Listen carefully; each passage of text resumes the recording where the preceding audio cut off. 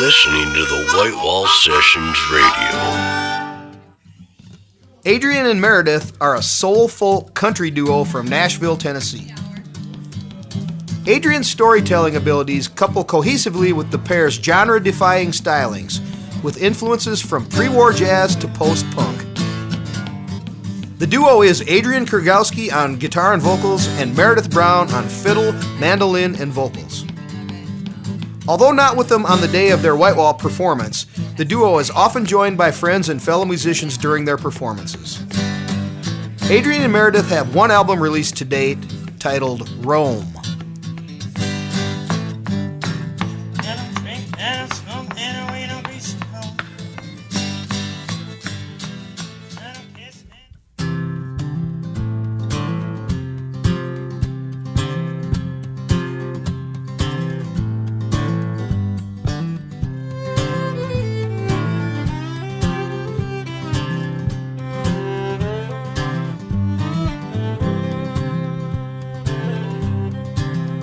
Told me to sit back and wait for the other careers to blossom and take, for the other rock stars to graduate. You know me, that ain't my style, but you know what, I'll fake.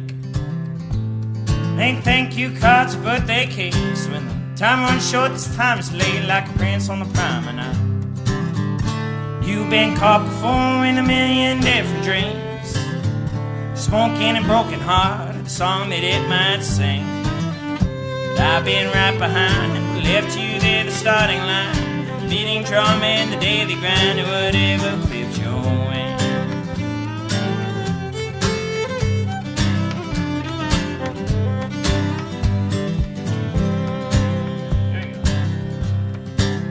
There's a hole in the story, it seems, running on other people's dreams, chasing the kings and the queens of the country.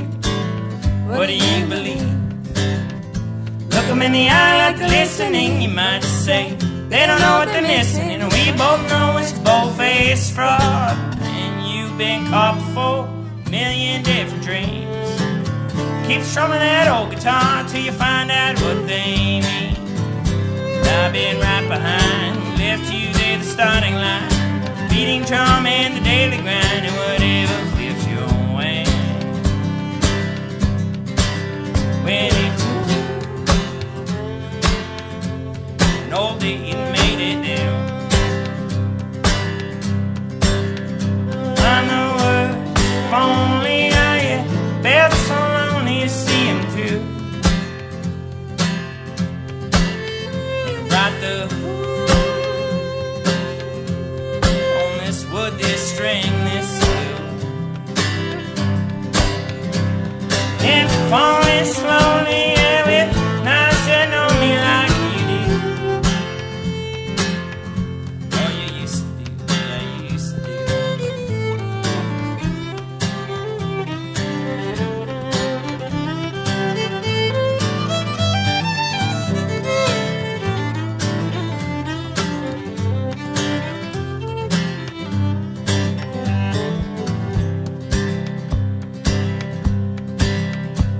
sit back and wait. The other crease blossom and take, the other rock stars graduate. You know me, that ain't my style.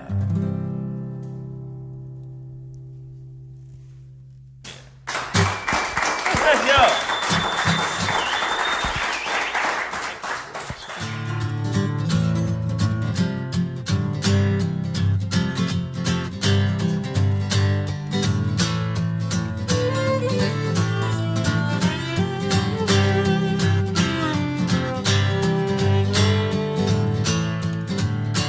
I am the sun, I bring the horizon, I bring the horizon, the morning's still young.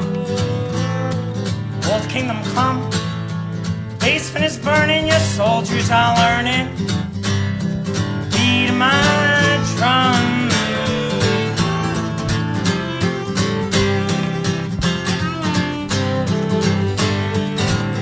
Ground zero, day one, the bell dance left standing. Witnesses dance, the freedom's begun. Black sky up ahead with smoke in my lungs, like this work is demanding. Can't see when we speak plain in the old mother tongue.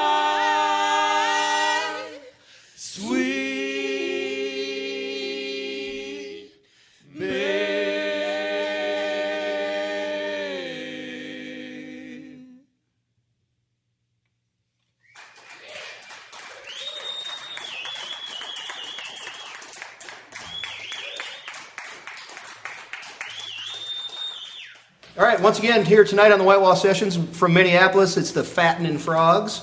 And again, thank you guys so much for coming in and sharing your awesome music with us. Thanks for having us. All right, first things first, let's have Amanda White, since she is a local Sioux Falls girl. Why don't you introduce all the members and tell us what they play, if you would. I'll just go down the line here. First, we have Bill Lloyd on the end. He's our drummer. And then we got Chris Holm next to me here. He is on the guitar, harmonica, singing too. And then on the other side of me, we have Michael Lloyd, Bill's brother. He jumps back and forth between the keys and the guitar. Next to him is Danielle Schofield, the lovely Danielle, on backing vocals. And then we have Paul DeLong over there on bass. And then he jumps on the guitar on a couple too. What kind of music you guys are playing? I mean, you cover a lot of ground. Some of it's kind of like jump blues, swing blues. One tune was a real steamy, slow burner kind of a thing, and that PAUL tune kind of starts off with kind of a real badass second line beat. Do you guys get a lot of dancers at your gigs? I mean, like swing dancers and stuff like that?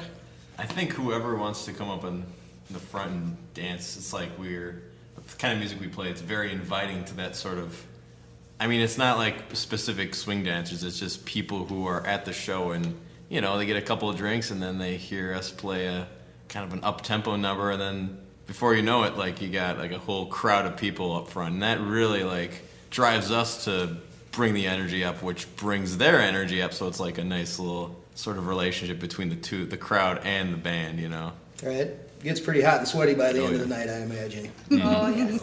And it's got to be fun to play this kind of music, too. I mean, you guys aren't shoegazers. You guys are really getting into it. I mean, And on that slow tune, I was watching everybody, and everybody kind of was concentrating real hard. And, you know, I suppose you're listening to what everyone else is playing. And, right. Yeah, we play a style of music that's not really, you know, we don't necessarily play totally structured out, memorized parts. It's all, I mean, every time we play a song, it's a little bit different.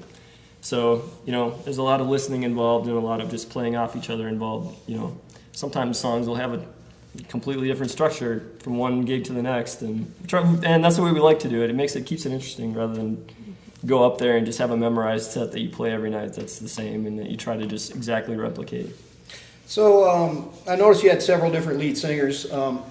Is it generally the person that's singing lead wrote that song, or is that not necessarily the case? When it's an original, typically. There's a couple, though, that you wrote that I sing, like Going to Chicago. There's probably a couple more I can't think of as well. Do you guys write together, or does everyone kind of write separately and bring a song into rehearsal? It's a little of both, probably. Depends, yeah. I mean, we do have a lot of jams where we just kind of will jam on something and someone will just have a vocal idea and then they'll just kind of take the lead. Other times, you know, like I know Chris does a lot of writing on his own. He'll just come in with a song idea and then we'll kind of, you know, bring our parts in to complement what he has as an idea. So it varies, you know. And everybody gets, I imagine when you get around to finalizing an arrangement before you're going to record, everybody is pretty, so is that pretty democratic? Everyone has ideas they throw in? I would say so. I'd say the person who wrote it, they kind of have like the veto power a little bit, is kind of how it goes. Yeah. But we're really a democracy and we try to, you know, everybody gets to have a little bit of their thumbprint on it and have their input heard. Mm-hmm. How do you guys work out your vocal arrangements? Is anybody like schooled in it, or do you guys just kind of get together and try some stuff out, see what sticks? I mean, I was in choir up until college and did a little bit. I'm a teacher as well. Did a little bit at school, but that was unstructured. But really, it's kind of fly by the seat of our pants. I mean, we kind of, one person starts something, somebody throws something on top, we try a couple of things. Oh, hey, try this. Now you try this. Now I'm going to try to stack on there. It's a little bit like Spinal Tap at Elvis's grave, you know? Says my baby love. Baby left me. New place to dwell. It's like an ear. Sometimes it just organically happens too. I mean, like sometimes, you know, because we keep everything pretty loose, like maybe that we're playing a show and we're playing a song that we played several times, and all of a sudden someone just has an idea and they just go for it, and that becomes part of the song. So it's not always in practice that these things even happen.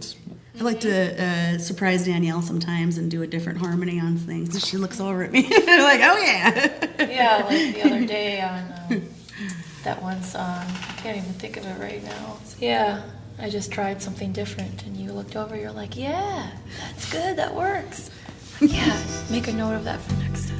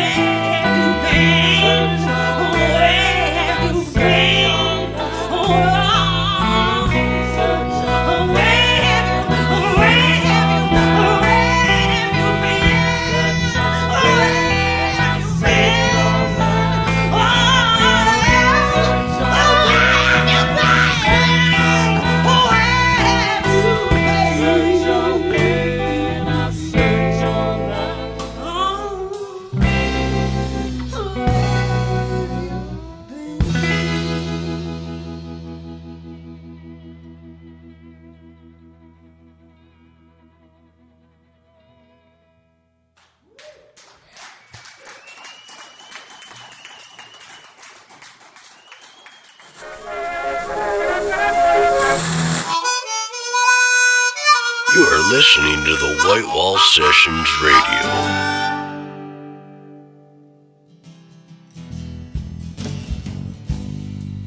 Ian Hilmer's Drivestation is an alternative rock band based out of Mankato, Minnesota.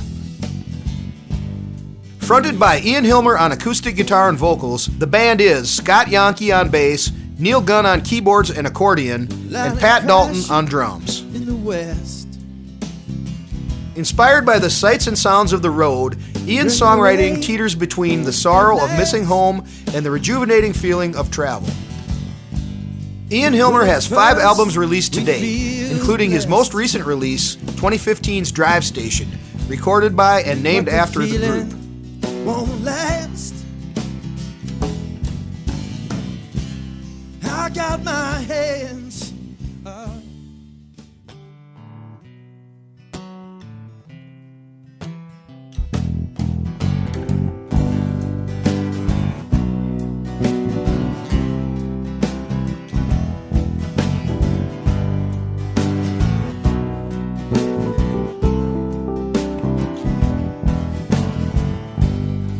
Loud and crashing in the west,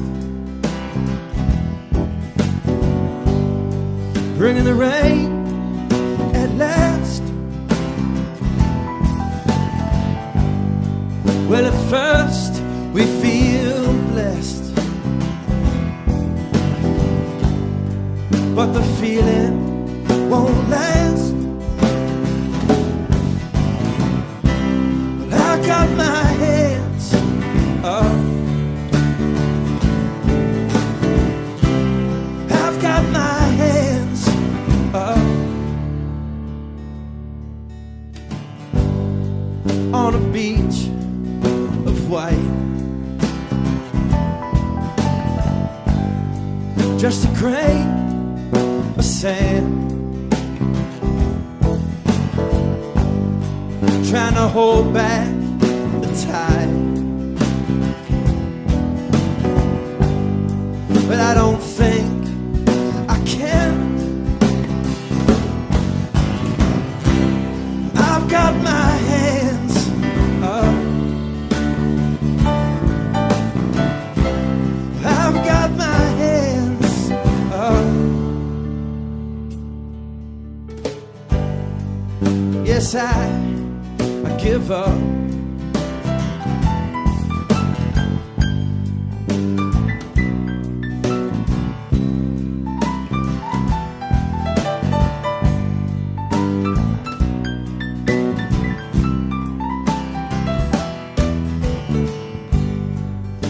Crashing in the west, bringing the rain at last. Well, at first we felt blessed, but the feeling didn't last. I've got my hands up. I've got my hands up. I've got my hands up. I've got my hands up. Yes, I give up.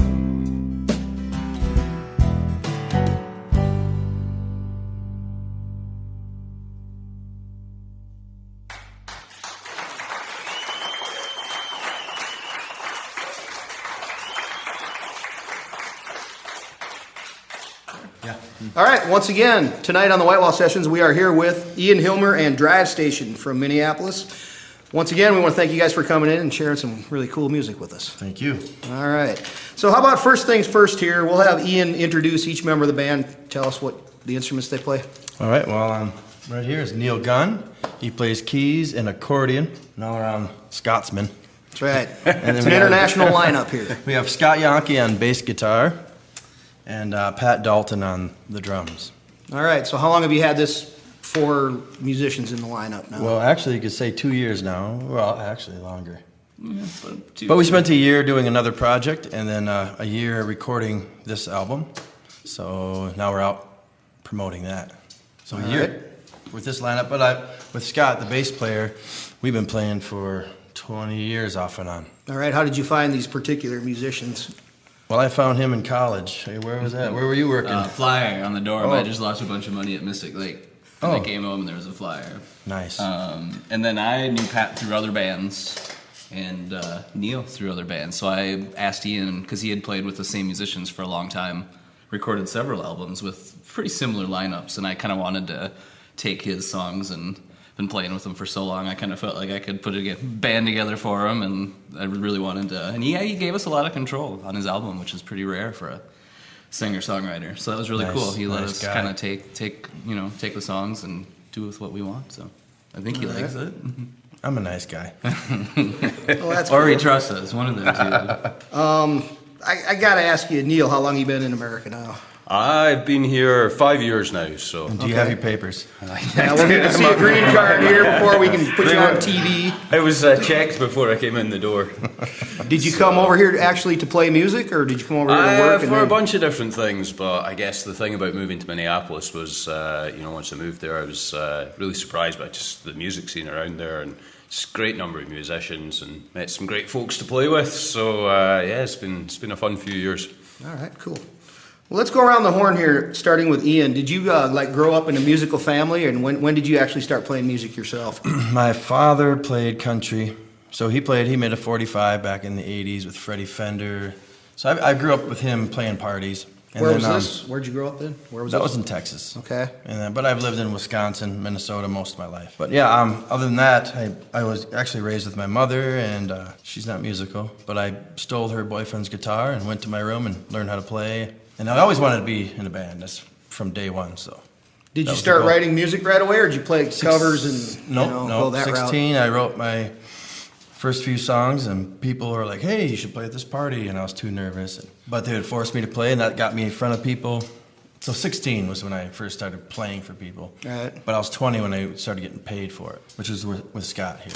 All right. Speaking of Scott, how about you? Did you grow up in a musical family, or? No. I was the only one in my immediate family that played a lot of music, but I had an aunt that taught piano. So very early on, I would play her piano, and I had to wait because I was too short and small to play, and they made me wait till I grew up taller before they'd give me lessons. So, but I started in second grade playing music, and then guitar in third grade, and went on from there. But found the bass eventually, and it's way cooler than guitar. So. Did you play like a lot of high school punk rock band type stuff? Garage band, Black Crowes and Pearl Jam. Okay. I was in high school in like 92, 94, so it's all pretty Black cool. Crowes and Pearl Jam and stuff like that. Not a Counting bad Crows start. when they were cool. Right.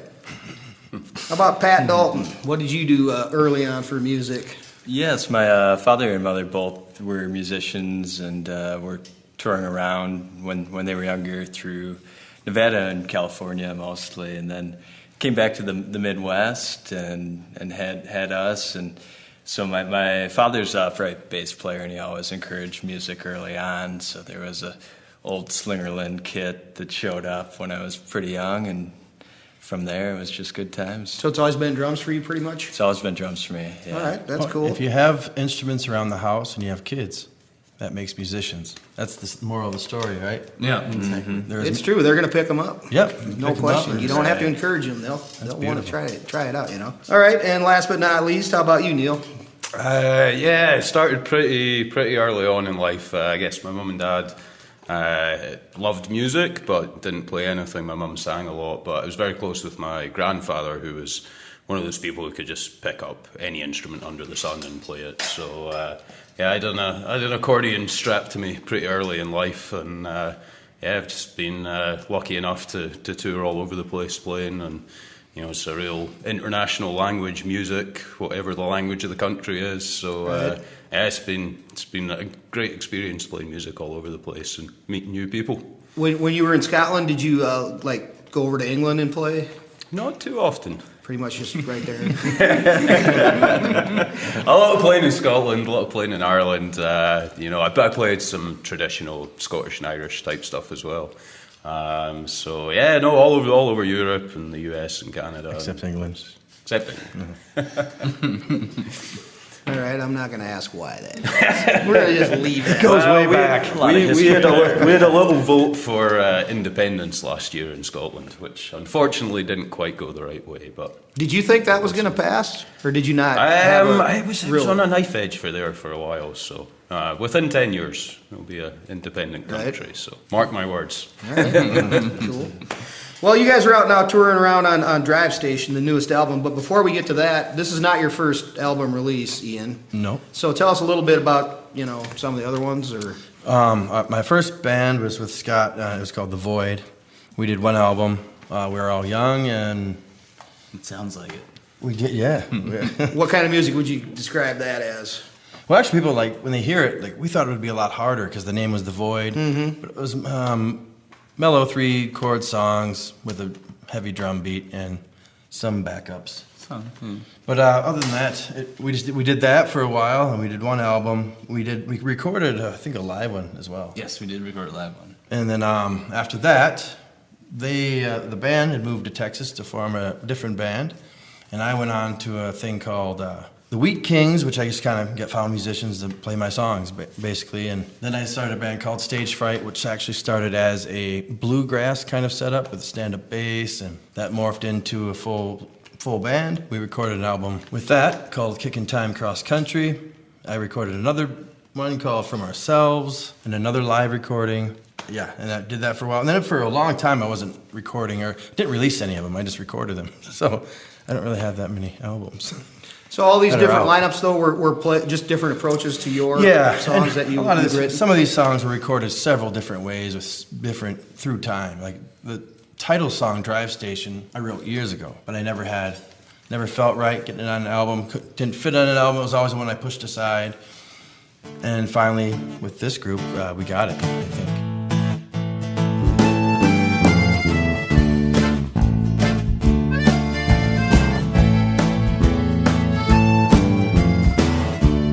You're like the wall of China.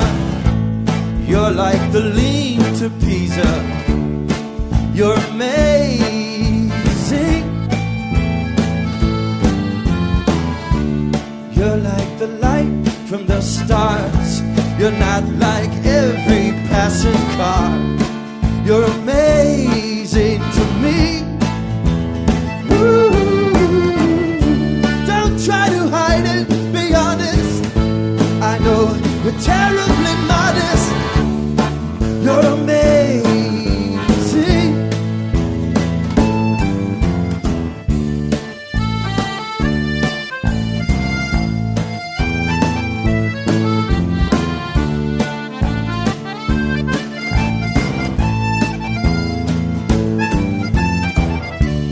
You're like the Mona Lisa, the pyramid in Giza.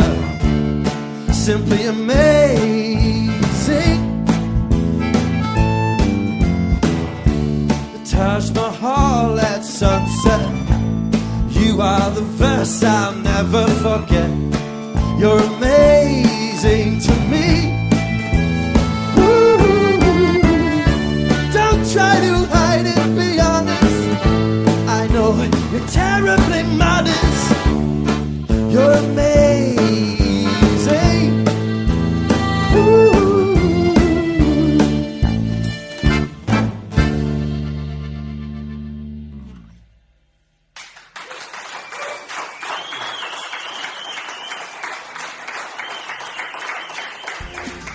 If you'd like to know more about the artists we feature, visit thewhitewallsessions.com.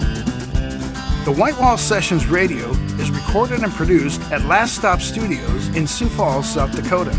Last Stop Studios is located in the lower level of the Last Stop CD Shop at 2121 East 10th Street in Sioux Falls, South Dakota. Executive producers are Jeff Zuger and Doug Taylor. Head of broadcast engineering is Dave Palmer. Audio technicians are Chad Conrad, Carl Koiser, and Dave Palmer. Audio mixing is Chad Conrad. Associate producer is Michael Yeager. Scheduling and sales is Tom Eisner. I'm your host, Dan Schaefer. Join us again next week for another edition of the White Wall Sessions Radio.